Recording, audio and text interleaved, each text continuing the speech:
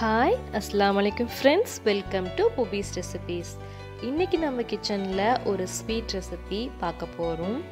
இன்னைக்கு ஒரு good news, அதுக்காக நான் ஸ்வீட் செஞ்சேன். இன்னைக்கு எங்க அண்ணனுக்கு குழந்தை பிறந்திருக்கு, பேபி பாய். வீட்ல இருந்த பிஸ்கெட்டை வச்சே நான் ட்ரை பண்ண இந்த கேக்கு ரொம்ப சூப்பரா வந்துச்சு. நிறைய இன்கிரிடியன்ஸே கிடையாது. வாங்க எப்படி செய்யறதுன்னு பார்க்கலாம். இன்னைக்கு நான் எடுத்திருக்க இந்த ஓரியோ பிஸ்கெட் வந்து 152 கிராம். ஸோ இந்த பேக்கெட்டு நான் ஃபுல்லாகவே எடுத்துக்கிறேன்.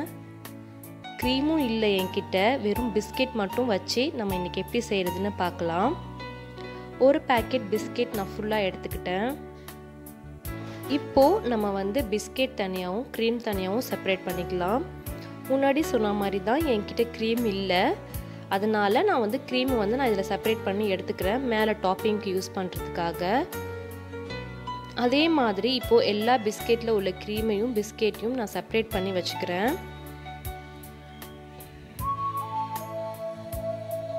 இப்போ பாருங்கள், எல்லாத்தையும் நான் எடுத்துட்டேன். இப்போது இந்த பிஸ்கெட்டை வந்து நான் ஒரு மிக்ஸி ஜாரில் ட்ரான்ஸ்ஃபர் பண்ணி இதை நான் வந்து அரைச்சி எடுத்துகிட்டு வந்துடுறேன்.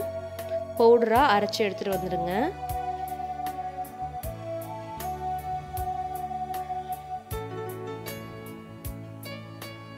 நான் 2 செட்டாக போட்டு அரைச்சி எடுத்துகிட்டு வந்துட்டேன். அரைச்சி எடுத்துகிட்டு வந்த மிக்ஸை பாருங்கள், இதோ ரெடியாக இருக்குது. ஃபஸ்ட்டு நம்ம கேக் பேட்டர் செஞ்சிடலாம். இதுக்கு நான் ஒரு 1/2 டேபிள் ஸ்பூன் வந்து பேக்கிங் சோடா ஆட் பண்ணிக்கிறேன். இது கூட காய்ச்சி ஆற வச்ச ஒரு 1/2 கப் மில்க் நம்ம சேர்த்துக்கலாம். நான் ஃபஸ்ட்டு 1 கப்பு எடுத்தேன், ஆனால் அவ்வளோ தேவைப்படலை எனக்கு. 1/2 கப்பு எனக்கு கரெக்டாக இருந்துச்சு. நல்லா மிக்ஸ் பண்ணிக்கோங்க, லம்ஸ் இல்லாமல். இன்னும் கொஞ்சம் தேவைப்பட்டுச்சு, நான் ஆட் பண்ணிக்கிறேன். ஆட் பண்ணிவிட்டு நல்லா மிக்ஸ் பண்ணிவிடுங்க. இது மட்டும்தான் நம்மளுடைய கேக் பேட்டர் ரெடி ஆகிடுச்சு.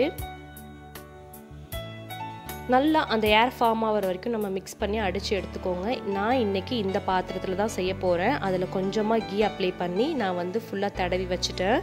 இதில் நீங்கள் மிக்ஸ் பண்ண இந்த கேக் பேட்டரை உள்ளே சேர்த்துருங்க.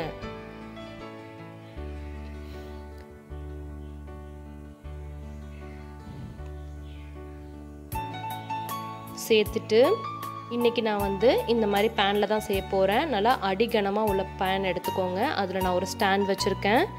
இப்போது நம்ம ரெடி பண்ண இந்த கேக் மிக்ஸை உள்ளே வச்சிடலாம்.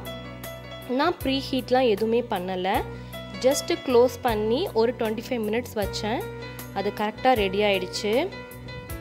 இப்போது நம்ம க்ரீம் ரெடி பண்ணிடலாம். க்ரீம் ரெடியாக இருக்குது. இந்த பவுலில் இருக்கிறது வந்து மில்க் கூட கொஞ்சமாக நியூட்ரலா சிரப் ஆட் பண்ணி வச்சுருக்கிறது தான், வேறு ஒன்றும் இல்லை. 1 டேபிள் ஸ்பூன் நியூட்ரலாவில் மில்கில் ஆட் பண்ணி வச்சுருக்கேன். ஆட் பண்ணிவிட்டு இந்த க்ரீமை வந்து கொஞ்சம் லிக்விட் கன்சிஸ்டன்சியாக ஆக்குறதுக்கு எனக்கு வந்து பால் தேவைப்பட்டுச்சு. அதனால் பாலும் கொஞ்சமாக நியூட்ரலா, சாக்லேட் நியூட்ரலா இருக்கு இல்லையா, அந்த சாஸ் எடுத்து இதில் மிக்ஸ் பண்ணி வச்சுருக்கேன். இன்னும் கொஞ்சம் கலர் உங்களுக்கு தேவைப்பட்டுச்சுன்னா நீங்கள் இன்னும் 1 டேபிள் ஸ்பூன் கூட நியூட்ரலாக ஆட் பண்ணிக்கலாம். நீங்கள் நல்லா மிக்ஸ் பண்ணிக்கோங்க. அந்த க்ரீம் வந்து அந்த மில்க்லேயும் அந்த நியூட்ரலா மில்கில் வந்து நல்லா மிக்ஸ் ஆகணும். உங்களுக்கு இன்னும் கொஞ்சம் தேவைப்பட்டுச்சுன்னா இன்னும் கொஞ்சம் ஆட் பண்ணி நல்லா கலந்துக்கோங்க. உங்களுக்கு எந்த அளவுக்கு கலர் வேணுமோ அந்த அளவுக்கு. இப்போது ஒரு 1/2 டேபிள் ஸ்பூன் வந்து நான் கார்ன்ஃப்ளவர் ஆட் பண்ணிக்கிறேன்.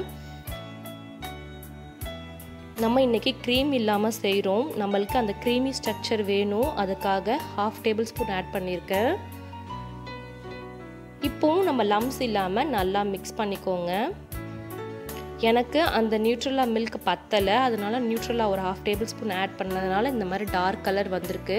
உங்கள்கிட்ட நியூட்ரலா இல்லைனாலும் நீங்கள் வந்து கொக்கோ பவுடர் இருந்தால் கொக்கோ பவுடர் ஆட் பண்ணிக்கலாம். இப்போது நம்ம மிக்ஸ் பண்ண இதை வந்து இந்த மிக்சரை வந்து நம்ம ஒரு பேனில் ட்ரான்ஸ்ஃபர் பண்ணிக்கிறேன்.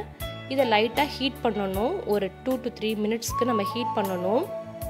ஹீட் பண்ணால் நல்லா அந்த ப்ரௌன் கலர் நம்மளுக்கு வந்துடும். கேக்குக்கு மேலே உள்ள அந்த டாப்பிங் ரெடி ஆகிடுச்சு.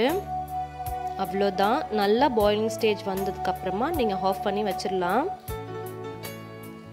இப்போ நம்ம கேக் ரெடி ஆகிருக்கும். 25 மினிட்ஸ் ஆயிடுச்சு. நம்ம கேக்கை ஓப்பன் பண்ணி பார்க்கலாம். கரெக்டாக 25 மினிட்ஸ் ஆச்சு எனக்கு. பாருங்கள் ஒட்டவே இல்லை. இப்போது கேக்கை நான் பெரட்டி போட்டிருக்கேன். கொஞ்சம் கூட அந்த பாத்திரத்தில் ஒட்டவே இல்லை. சூப்பராக செம்ம சாஃப்டாக ஸ்பாஞ்சியாக வந்திருக்கு.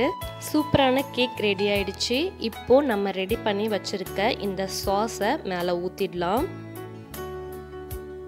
நான் மேலே அப்ளை பண்ணிக்கிறேன்.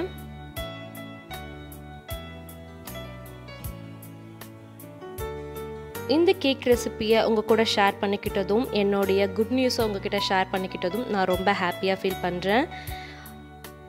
நம்ம சேனலுக்கு புதுசாக உள்ளவங்க நம்மளுடைய சேனலை சப்ஸ்கிரைப் பண்ணிக்கோங்க. ஃப்ரெண்ட்ஸ், பக்கத்தில் இருக்கக்கூடிய நோட்டிஃபிகேஷன் பெல்லையும் ப்ரெஸ் பண்ணிக்கோங்க. ஸோ தட் நெக்ஸ்ட் டைம் நான் போடுற வீடியோ நீங்கள் மிஸ் பண்ணாமல் பார்க்கலாம். வீட்டில் மறக்காமல் எல்லோரும் இந்த கேக் ரெசிப்பியை செஞ்சு பாருங்கள். ரொம்ப சிம்பிள். பேக்கெட் பிஸ்கெட் மட்டும் இருந்தால் போதும்.